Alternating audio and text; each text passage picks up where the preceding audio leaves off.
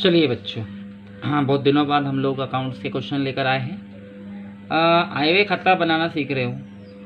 अब आप लोगों ने पुराने क्वेश्चंस किए कि नहीं किए मुझे तो नहीं पता, बट आय व्यय खाते के इस वीडियो में मैं 3 क्वेश्चन आपको करके दिखाता हूँ, जिसमें 2 एग्जाम्पल रहेगा और एक प्रश्न रहेगा। बस कल भी मैं अकाउंटेंसी के 2 वीडियोस आपको सेंड करूँगा, जिसमें 3-3 क्वेश्चंस रहेंगे, 2-2 क्वेश्चंस रहेंगे और आय व्यय खाता भी खत्म हो जाएगा और कुल मिला के आपका ये चैप्टर एंड हो जाएगा। फिर 2-3 थ्योरी के क्वेश्चंस करने के बाद, कुछ ऑब्जेक्टिव समझाने के बाद ये चैप्टर एंड हो जाएगा। एटलीस्ट मान के चलिए कि आप लोग फर्स्ट चैप्टर कंप्लीट कर चुके हो। आय व्यय खाता बनाना है। देखिए, सुरभि क्लब का 31 दिसंबर 2017 को समाप्त होने वाले वर्ष के लिए प्राप्ति भुगतान खाता निम्नानुसार है। ये प्राप्ति भुगतान खाता दिया है। अब आप समझ ही गए होंगे कि प्राप्ति भुगतान खाता दिया है मतलब हमको आय व्यय खाता बनाना है। ठीक है। इसके अलावा इसमें समायोजन भी आते हैं। ये समायोजन है। ठीक है। तो समायोजन है कि 1 जनवरी को संपत्ति और दायित्व इस प्रकार थे। भवन, फर्नीचर, लेनदार। कुल 250 सदस्य है। एक सदस्य 10 रुपये चंदा देता है। विनियोग पर 6%, 6 माह का ब्याज देना बाकी है। प्रवेश शुल्क का आधा पूंजीयन करना है। वेतन 31 अक्टूबर 2017 तक दिया गया। भवन पर 5% रॉस लगाना है। हमको आय व्यय खाता बनाना है। मैंने ये बनाकर रखा हुआ है। आप लोगों को बहुत धीरे में इस क्वेश्चन को आगे ले जाता हूँ, बहुत ध्यान देना पड़ेगा आप लोगों को। ठीक है। कैसे बनता है आय व्यय खाता? चलिए ये देखिए, आप एक स्क्रीनशॉट ले सकते हो थोड़ा सा। हाँ, इनकम एंड एक्सपेंडिचर अकाउंट, ऊपर लिखा जाएगा सुरभि क्लब। मैंने एक शॉर्टकट तरीके से बनाया। इधर सारे एक्सपेंडिचर आ जाएंगे यानी खर्चे समायोजनों के साथ, और इधर सारी इनकम आ जाएगी समायोजनों के साथ। संपत्ति और रोकड़ शेष छोड़ दिया जाएगा। ठीक है। तो स्टार्ट करते हैं। वापस से क्वेश्चन पे आता हूँ। देखिए, सबसे पहले ये जितने भी भुगतान हैं ये एक्सपेंडिचर बनकर डेबिट में चले जाएंगे और इस पर लागू हो जाएंगे समायोजन। जैसे वेतन डेबिट में आ जाएगा, विज्ञापन डेबिट में आ जाएगा, उपस्कर फर्नीचर नहीं आएगा लेकिन उस पर लगने वाला रॉस आएगा। विनियोग नहीं आएगा लेकिन विनियोग का ब्याज आय बोलकर क्रेडिट में आएगा। समाचार पत्र आ जाएंगे और रोकड़ शेष नहीं आएगा क्योंकि हमारी संपत्ति के कॉलम में आता है। तो शुरू करते हैं। वेतन डेबिट में आ जाएगा। कितना? 1400 टू सैलरी। और हमें बोला गया है एक समायोजन के बेस पर कि जो वेतन है 31 अक्टूबर 2017 तक दिया गया। आपको खाता 2017 का बनाना है और 2017 में 1 जनवरी से लेकर 31 अक्टूबर तक होते हैं 10 महीने। यानी जो वेतन आपने दिया है वो सिर्फ 10 महीने का है। साल भर में 12 महीने होते हैं और आपने वेतन 10 महीने का दिया है, मतलब 2 महीने का वेतन अभी देना बाकी है। तो मैं समझाता हूँ कैसे आया। देखिए, आपने जो डेबिट में वेतन लिखा है प्राप्ति भुगतान खाते की मदद से, टू सैलरी वो 1400 था, लेकिन बाद में हमें पता चला कि भाई ये तो 10 ही महीने की है। 31 अक्टूबर तक हमने जो देखिए ना, बता रहा फिर से एक बार, ये देखिए, ये वेतन 1400 रुपये प्राप्ति भुगतान खाते के क्रेडिट में आपको दिया है। इसका मतलब आपने 1400 रुपये वेतन का भुगतान किया है। फिर इसको जब आप लाभ आय व्यय खाते में लेके आओगे डेबिट में, तो टू सैलरी 1400। लेकिन हमें जब नीचे समायोजन में जाएंगे तो हमें पता चलेगा कि जो वेतन है वो 10 ही महीने का है। क्यों 10 महीने का है भाई साहब? क्यों 10 महीने का है? क्योंकि उसने बोला है कि वेतन केवल 31 अक्टूबर तक दिया गया है और 31 अक्टूबर तक 10 महीने होते हैं। इसका मतलब है 1400 रुपये जो वेतन है वो 10 महीने का है। तो 1400 को 10 से भाग दे दो, 140 आएगा, मतलब 1 महीने का वेतन हो गया 140।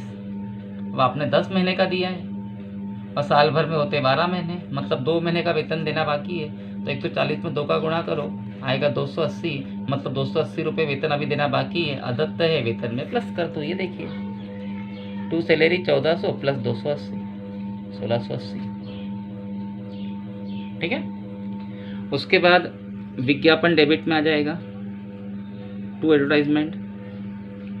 उसके बाद थोड़ा सा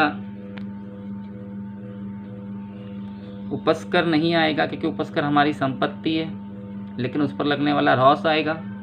और अगर हमें उपस्कर के रॉस की जानकारी दी होगी तो हम रॉस जरूर लगाएंगे। फिलहाल उपस्कर नहीं आएगा। विनियोग नहीं आएगा, लेकिन विनियोग का ब्याज आएगा, वो भी क्रेडिट में आएगा।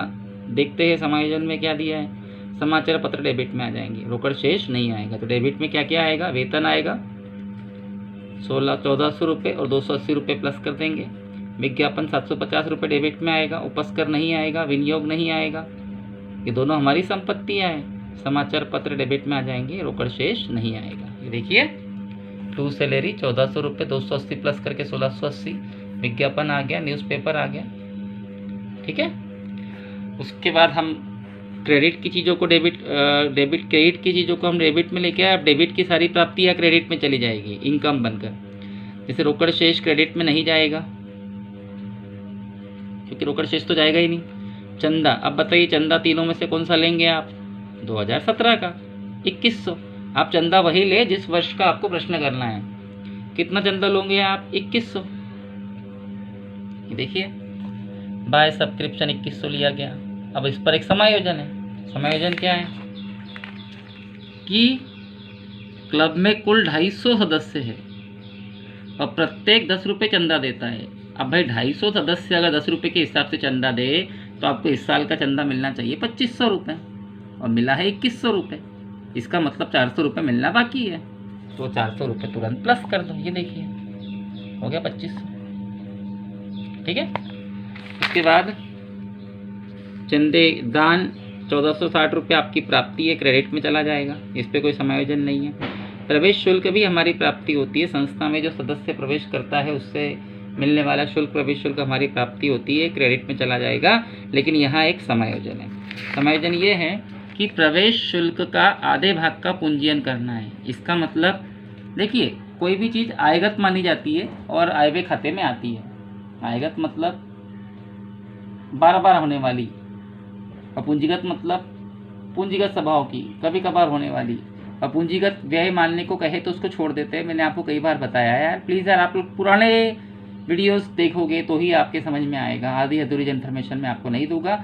और जब भी स्कूल चालू होगी तब आप लोग इसमें इंटरेस्ट लोगे, मुझे ये अच्छे से पता है। और अभी आपका इसमें कोई इंटरेस्ट लग नहीं रहा है क्योंकि वीडियो सेंड करने के बाद आप उस पर ज़्यादा देर तक टाइम नहीं दे रहे हो। प्रवेश शुल्क के आधे भाग का पूंजीयन करना है, इसका मतलब आधा छोड़ देना है, बैलेंस शीट में ले जाना है। जो पूंजीयन करने को कहे तो छोड़ दिए जाते हैं। अब आधा बोला है तो आधा आएगा, आधा नहीं आएगा। तो जो आधा पूंजीयन करना है वो छोड़ देंगे, जो आधा नहीं बोला है वो आएगा। जैसे प्रवेश शुल्क 1540 था तो आधा आएगा 770। ठीक है, उसके बाद मनोरंजन से लाभ क्रेडिट में आ जाएगा 800 रुपये। देखिए, बाय प्रॉफिट फ्रॉम एंटरटेनमेंट। ठीक है, तो मैं आप लोगों को एक बार फिर समझाता हूँ। क्रेडिट के भुगतान डेबिट में आ जाएंगे, एक्सपेंडिचर बनकर, और डेबिट की प्राप्तियाँ क्रेडिट में चली जाएंगी इनकम बनकर। समायोजनों पर ध्यान देंगे, संपत्तियाँ छोड़ देंगे। तो वेतन डेबिट में आ जाएगा, उसमें समायोजन था 280 प्लस कर देंगे। विज्ञापन डेबिट में आ जाएगा, उपस्कर फर्नीचर नहीं आएगा, विनियोग नहीं आएगा। समाचार पत्र डेबिट में आ जाएंगे, रोकड़ शेष नहीं आएगा। इधर से ये चीज़ें क्रेडिट में चल जाएगी, रोकड़ शेष नहीं आएगा। चंदा इन तीनों में से 2017 का लेंगे 2100 और उसमें 400 जोड़ देंगे क्योंकि क्लब में 250 सदस्य और 10 रुपये के हिसाब से 2500 चंदा होता है, 400 मिलना बाकी है। दान क्रेडिट में आ जाएगा। प्रवेश शुल्क आएगा लेकिन आधा आएगा क्योंकि आधा पूंजीयन करना है। मनोरंजन से लाभ क्रेडिट में चला जाएगा। ठीक है, अब समायोजन कौन कौन से छूटते हैं वो देख लेते हैं। आपका जो पहला समायोजन है, पहली बात तो ये जो दिया है भवन, उपस्कर और लेनदार, ये संपत्ति और दायित्व है और इनका बैलेंस शीट से कनेक्शन है और हम बैलेंस शीट नहीं बना रहे, इसलिए अभी इस पर ध्यान मत दो। ठीक है, ये देखिए, ये पहला समायोजन हम कर चुके हैं। दूसरा समायोजन, विनियोग पर 6% की दर से 6 माह का ब्याज देना है।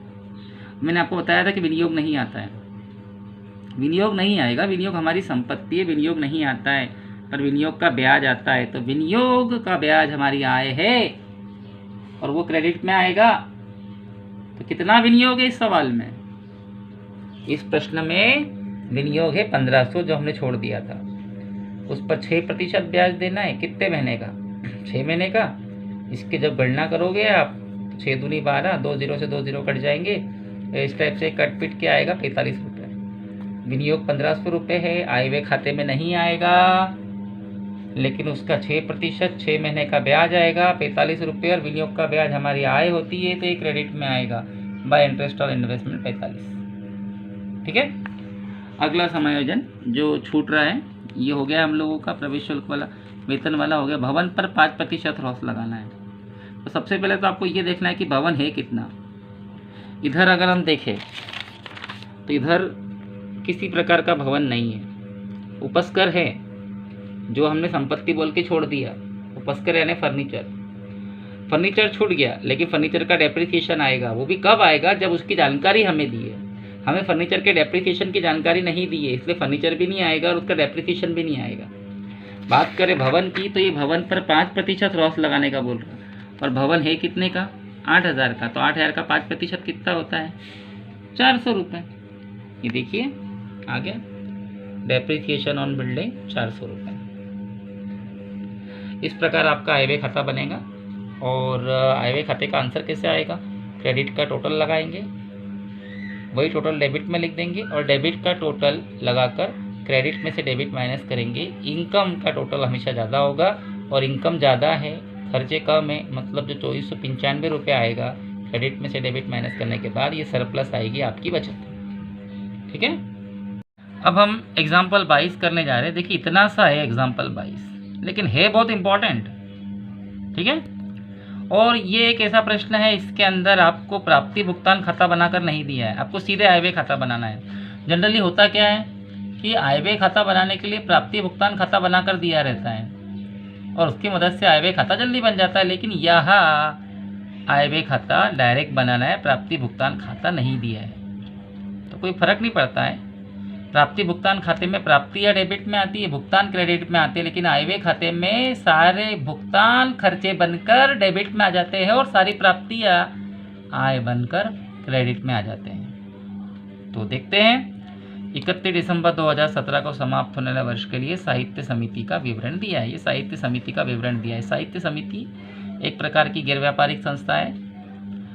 आपको नीचे लिखा है कि आय व्यय खाता बनाओ। ठीक है।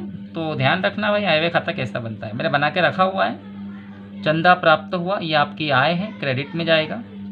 विनियोग पर ब्याज प्राप्त होता है, ये हमारी आय है, क्रेडिट में जाएगा। भाषण से आय, ये भी आपकी प्राप्ति है क्योंकि क्रेडिट में आएगा, क्योंकि ये सब आय है। किराया दिया, ये व्यय है, ये डेबिट में आएगा। लेकिन उसके ऊपर एक समायोजन है, किराया 95 रुपये दत्त है तो किराए में 95 रुपये प्लस कर देंगे। 210 फुटकर व्यय डेबिट में आ जाएगा, विज्ञापन व्यय डेबिट में आ जाएगा, छपाई व्यय भी डेबिट में आ जाएगा। लेकिन इस पर एक समायोजन है कि छपाई 95 रुपये दत्त है, छपाई में 95 क्या कर देंगे? प्लस। तो देखो मैं किस तरीके से करता हूँ। चंदा प्राप्त हुआ, ये क्रेडिट में आएगा, ये देखिए बाय सब्सक्रिप्शन 1100 रुपये। उसके बाद विनियोग का ब्याज ये प्राप्त होता है, विनियोग करने के बाद उस पर ब्याज हमें प्राप्त होता है, तो ये क्रेडिट में आएगा बाय इंटरेस्ट ऑन इन्वेस्टमेंट 380। अब आप बोलेंगे सर आपने यहाँ क्यों लिखा? भाई इस पर एक समायोजन है इसलिए मैंने क्रेडिट में लिख दिया है। ठीक है। और आगे है भाषण से आय, ये भी आपकी आय है, यानी ये भी आपकी आय है। चंदा प्राप्त हुआ, ये आपकी आय है। विनियोग का ब्याज प्राप्त हुआ, ये आपकी आय है। भाषण प्राप्त हुआ, ये भाषण से आय, ये तीनों आय क्रेडिट में आएगी ना। देखो तीनों आय क्रेडिट में आ गई। चंदा प्राप्त हुआ 1100, विनियोग का ब्याज प्राप्त हुआ 380, और इनकम फ्रॉम लेक्चर भाषण से आय प्राप्त हुई 2320। अब ये ऐसा क्यों लिखा है इसके बारे में मैं आगे जाऊँगा। ठीक है। उसके बाद किराया दिया, ये खर्चा है, 210 रुपये डेबिट में आएगा, और 80 रुपये किराए के अदत्त है तो 80 रुपये प्लस कर देंगे। देखिए टू रेंट 210 और 80 रुपये आउटस्टैंडिंग प्लस करके होगा 290। उसके बाद फुटकर व्यय 100 रुपये डेबिट में आएगा, विज्ञापन व्यय 210 रुपये डेबिट में आएगा। ये देखिए फुटकर व्यय यानी पेटी एक्सपेंसेस 100 रुपये डेबिट में आया, विज्ञापन 210 रुपये डेबिट में आया। उसके बाद छपाई भी डेबिट में आ जाएगा 125, लेकिन छपाई 95 रुपये अदत्त है, छपाई में 95 रुपये प्लस कर देंगे। हो गया? इतना समझ में आ गया आप लोगों के? खर्चे डेबिट में आ गए और इनकम क्रेडिट में आ गई। अब जो बोल रहे हैं एक समायोजन बचा हुआ है, समायोजन को समझा देता हूँ। देखिए समिति के पास, यानी जिस समिति का आप प्रश्न कर रहे हैं उसके पास नेशनल लाइब्रेरी के, यानी एक संस्था है नेशनल लाइब्रेरी, उसके हमारी समिति के पास जिसका हम प्रश्न कर रहे हैं, नेशनल लाइब्रेरी नाम की संस्था के 1000 रुपये वाले 10 4% ऋण पत्र है। अब आप बोलेंगे सर ये ऋण पत्र क्या होता है? देखिए, आप लोगों के 12वीं कक्षा में ऋण पत्र नाम के ऑलरेडी 2 लेसन हैं। अभी ऋण पत्र के बारे में अगर मैं समझाने जाऊंगा तो वीडियो लंबा हो जाएगा। अभी आपके लिए केवल एक ही बात समझनी है कि ऋण पत्र एक प्रकार का विनियोग होता है। अगर आपने किसी कंपनी की या किसी संस्था के ऋण पत्र खरीदे, मतलब आपने वहां विनियोग किया, तो अभी तो आप ऋण पत्र का केवल एक ही अर्थ निकाले कि वो विनियोग है। ठीक है। समिति के पास, इस समिति के पास जिसका हम प्रश्न कर रहे हैं, नेशनल लाइब्रेरी के 1000 रुपए वाले 4% ऋण पत्र है। अब इसको मैं कैलकुलेट करके दिखाता हूं। ये देखिए, 1000 रुपए वाले 10 ऋण पत्र समिति ने खरीद के रखे हैं। इसका मतलब समिति ने कितने के ऋण पत्र खरीदे हैं? 10,000 के। और ये विनियोग है। ऋण पत्र खरीदना एक प्रकार का विनियोग होता है। ठीक है। समिति के पास 1000 रुपए वाले 10 ऋण पत्र है, मतलब समिति ने 10,000 रुपए ऋण पत्रों में विनियोग किया है। विनियोग हमारी संपत्ति है, विनियोग आय व्यय खाते में नहीं आएगी। फिर विनियोग व्यक्ति करता क्यों है? ताकि उसको ब्याज मिल सके। तो इस पर 4% ब्याज मिलेगा। 10,000 का 4% 400 रुपये होता है। मतलब विनियोग पर ब्याज कितना मिलना चाहिए? 400 रुपये। और इंटरेस्ट ऑन इन्वेस्टमेंट आपने दिखाया है कितना है? 380। मतलब कितना मिलना बाकी है? 20 रुपये जोड़ देंगे, ये हो जाएगा 400 रुपये। हो गया प्रश्न सॉल्व। इतना सा सवाल था। फिर क्रेडिट का योग लगाएंगे, 3820 आएगा। डेबिट का योग लगाएंगे यहाँ तक, और क्रेडिट में से डेबिट माइनस करेंगे, आय में से व्यय माइनस करेंगे। आय अधिक है, व्यय कम है। आय का व्यय पर अधिक है, बचत आएगी सरप्लस 3000 रुपये। ठीक है, समझ में आया आपके बच्चों? अब हम क्वेश्चन नंबर 28 करने जा रहे हैं। अभी हमने एग्जाम्पल किया था। क्वेश्चन नंबर 28, निम्नलिखित सूचना से आराधना क्लब का आय व्यय खाता बनाना। 31 दिसंबर 2017। आय व्यय खाता बनाने के लिए प्राप्ति भुगतान खाता दिया रहता है, लेकिन इस सवाल में आपको प्राप्ति भुगतान खाता नहीं दिया है। बिना प्राप्ति भुगतान से आप आय व्यय खाता बनाएंगे। पिछले क्वेश्चन के जैसा ही है, सेम टू सेम। करना तो आपको चाहिए, लेकिन मैं करके दिखा देता हूँ। ठीक है। तो सबसे पहले चंदा प्राप्त हुआ, ये आपकी आय है। विनियोग का ब्याज प्राप्त होता है, ये भी आपकी आय है। आंकड़ा याद रखें 190। भाषण से आय, ये भी आपकी आय है। कुल मिलाकर आपको 3 प्रकार की आय हो रही, और आय व्यय खाते में आय क्रेडिट में जाती है। ये देखिए, income and expenditure income credit में जाएगी। चंदा प्राप्त हुआ 550, विनियोग का ब्याज प्राप्त हुआ 190, और इनकम फ्रॉम लेक्चर भाषण से आय प्राप्त हुई 1160। ठीक है। उसके बाद किराया दिया 105, ये खर्चा है, डेबिट में आएगा। और किराए के 40 रुपये अदत्त है, तो 105 में 40 प्लस कर देंगे। ये देखिए, हो गया। उसके बाद फुटकर व्यय डेबिट में आ जाएंगे 50 रुपये। विज्ञापन व्यय 105 रुपये डेबिट में आ जाएंगे। छपाई 65 रुपये डेबिट में आ जाएगी, और छपाई के 45 रुपये अदत्त है, उसमें प्लस कर देंगे। ये देखिए, फुटकर व्यय 50 रुपये डेबिट में आ गए, विज्ञापन व्यय 105 रुपये डेबिट में आ गया, छपाई 65 रुपये प्लस करके 45 प्लस करके 110 हो गई। ये तो समझ में आ गया। सिंपल है, पिछले क्वेश्चन के जैसा ही है। और अब एक समायोजन है कि क्लब के पास, यानी इस आराधना क्लब के पास जिसका प्रश्न कर रहे हैं, 500 रुपये वाले 4% ऋण पत्र है। मैंने आपको बताया था कि ऋण पत्र एक प्रकार का विनियोग होता है। अब आपको ज़्यादा डीप में जाने की जरूरत नहीं है, ऋण पत्र देखेंगे हम लोग। ऋण पत्र एक प्रकार का क्या होता है? विनियोग होता है। तो इस क्लब के पास 500 रुपये वाले 10 ऋण पत्र है। उनका नाम क्या है? 4%। तो देखिए, इस क्लब के पास 500 रुपये वाले 10 ऋण पत्र है। मतलब इस क्लब ने 5000 रुपये के ऋण पत्र खरीद के रखे हैं। इसका मतलब इस क्लब ने 5000 रुपये विनियोग किया है। और विनियोग हमारी संपत्ति आय व्यय खाते पे नहीं आती, लेकिन विनियोग का ब्याज आता है। अब विनियोग 5000 के हैं, इसका 4% ब्याज 200 रुपये होता है। इसका मतलब विनियोग का ब्याज आना चाहिए 200 रुपये, और हम लोगों ने क्रेडिट में विनियोग का ब्याज लिखा है 190। मतलब 10 रुपये मिलना बाकी है, उसको प्लस कर दो, हो गया 200 रुपये। और आखिरी में क्रेडिट का टोटल लगा दिए। आप लोग अपने हिसाब से कर लेना, मैंने शॉर्टकट ट्रिक में करके रखा है। और डेबिट का टोटल माइनस करके, आय में से व्यय माइनस करके बचत आ जाएगी सरप्लस। तो इस वीडियोस के थ्रू आप लोग अपने 3 क्वेश्चंस करके रखिए।